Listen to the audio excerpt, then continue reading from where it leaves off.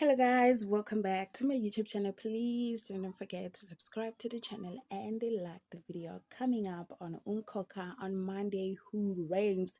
Calamity comes into the lives of one family. Mom Prophet can't help Malkoza. The old Mamzawe resurfaces and she turns dark.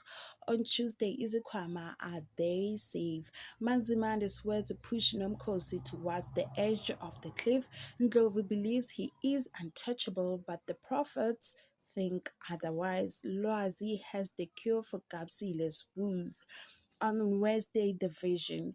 The Mtembus receive troubling news that leaves them shattered and fearing the West. Rage and vengeance sends Nomkosi into a dark place and she does unthinkable. On Thursday, false hope. Sfotia confronts the Mtembus that they can't carry on with their plans, and Ndlovu's wives fear that their cares will cause bad luck in their lives, and Loazi tries to convince his mother to accept Kapsile. On Friday, the old Mkhululi Sleshi, amidst the harrowing exhumation, Mamzawe fiercely battles to stop the lashing. The young lovers are determined to sacrifice it all to be together. An evil man sits on the throne. Thank you for watching.